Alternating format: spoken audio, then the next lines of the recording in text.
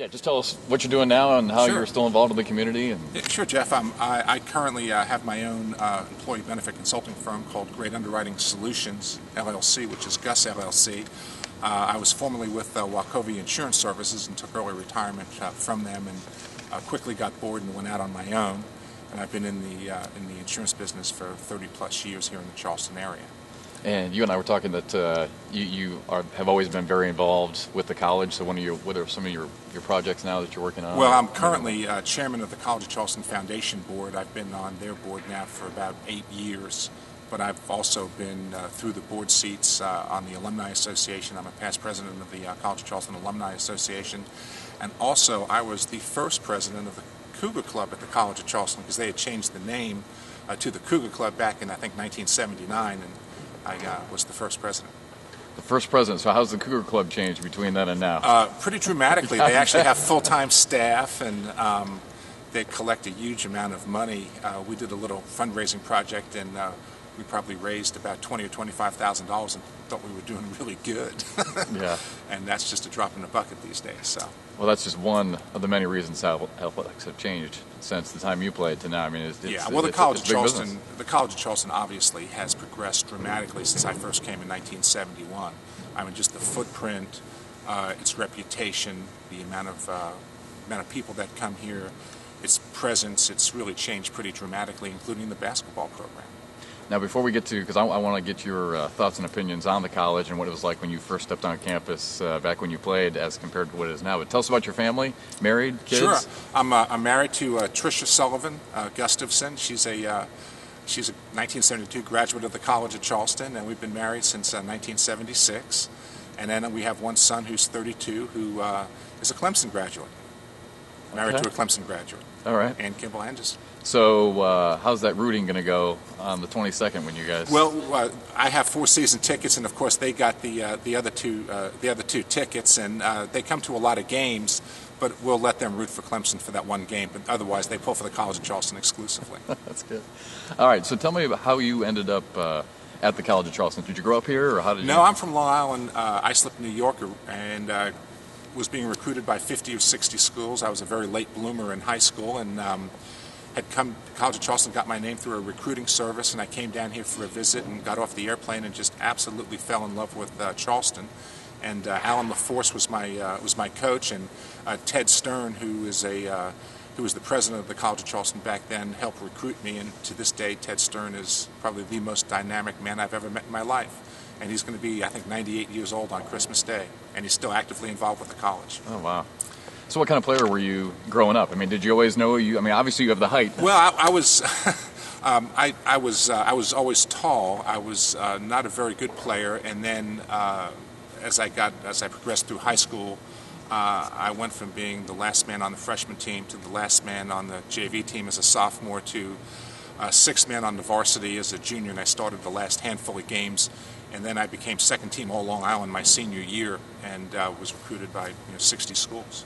So why did you choose the College of Charleston then? Well, I was looking for a small school in the South, and I grew up on the water, on the Atlantic Ocean up on Long Island, and I liked the coast, and Charleston fit the bill. And then when I came here, it was just the most beautiful place I'd ever seen, and I still feel that way today after probably close to 40 years. Now, you played back here in the early 70s.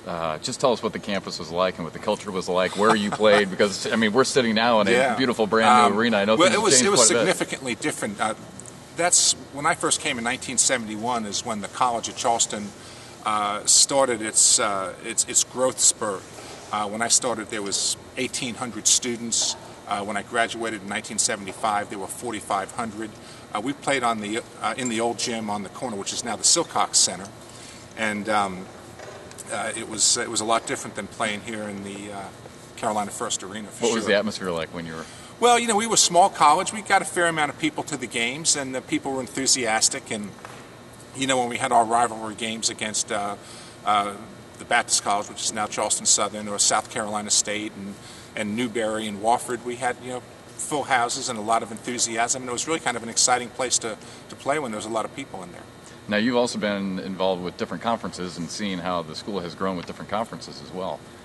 Talk about the changes with that. Well, I mean, when I played, we were NAIA District 6. We certainly, we played the historically black schools. We played Wofford twice a year. We played the Baptist College twice a year, Coastal twice a year.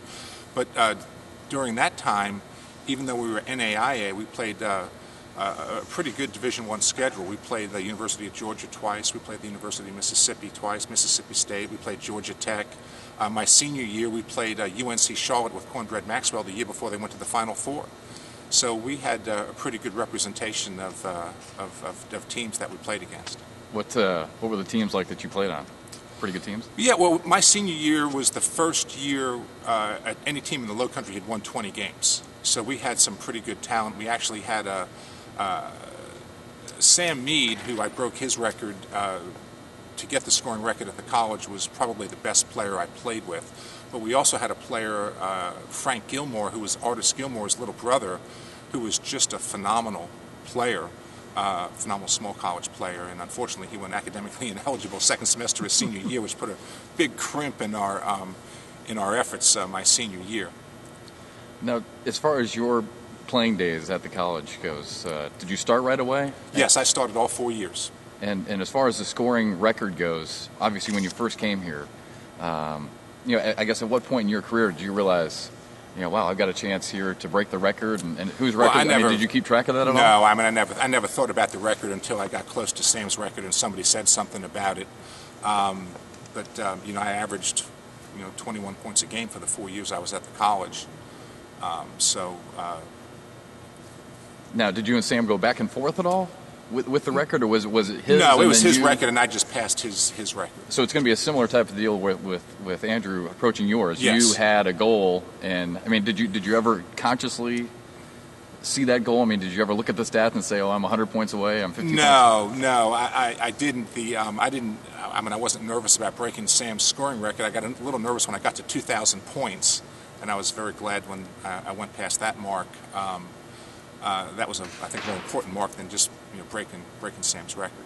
Because I've always liked talking to athletes about that when you approach a milestone, because you are human after all, and you approach these stats and everyone's talking about it. Now the media coverage, I'm not sure what it was like back in the 70s, but how much fanfare was there when you broke the record? When I broke Sam's record, I believe they'd stopped the game and they shook my hand, and that was the extent of it.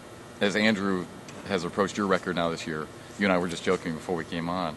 You said, all of a sudden, all this attention. People are talking I've got about a it again. resurgence of attention about my basketball career, which has been kind of fun because I've had people come up to me and go, "I didn't know you played basketball." So that's been kind of interesting and kind of fun. But Andrew and I have a lot in common. We both never met a shot we couldn't take. So. Did you have his range? What's that? Did you have his range for being able to shoot out here? Well, I didn't when I played at the college because I was playing primarily 4 and 5, but when I played professionally in France, I moved to the outside and played on the wing, and I did certainly shoot a lot from the outside, but Andrew Gadlock, without doubt, is the finest outside shooter ever at the College of Charleston, at least since I've been here since 1971. Right. What have your emotions been like this year, watching Andrew? Because I know, like you said, you're a season ticket holder. What's it been like watching him? Obviously, there's part of me that would like to have the record, but that's not going to happen. And Andrew has become such a phenomenal player, and his progress from one year to the next has really been amazing. And just through the first third of the season this year so far, I think he's improved 20% from last year. It's just really amazing. He is just really a gifted player. Did you think your record would last this long? Or do you think it would last forever? I never thought about it really that much, but Andrew certainly is gonna break my record, and I hope he has as much fun with it as I've had with it. Now, one more for you. What do you think your emotions will be like? What do you think it's going to be like watching him break that record? That's a good question. I'll be happy for him. It's certainly something that he's been, not that he's been working at to beat my record, but his overall career has just been, just a stair step along, and this is just going to be one of his many accomplishments at the College of Charleston. Will you be proud or excited or sad? Or Well, no, part of me will be sad, obviously, but I think the other part of me, though, is going to be very happy for Andrew, and in a way happy for the College of Charleston. The College of Charleston has moved on dramatically from our NAIA days when I played. So I think it's important for the program to have Andrew Gadlock's face as the all-time leading scorer as a Division I player. So I think from that standpoint, it's going to be really good. And Like I said, I've had a lot of fun with it. I've had it for most of my adult life, and it'll be good for Andrew to have it, and I hope he enjoys it. I think it's a good point that you made. It will be, I think it'll be a proud moment for the college. Yeah, it's going to be a very proud moment. It's going to be a proud moment for me, too. And I really like Andrew. I think he's done a great job. And I watched him the other day I don't know him, I've met him one time, but I watched him the other day in an interview, and he's a smart young man. He's well-spoken, and I think he's going to have fun with it. It'll be great.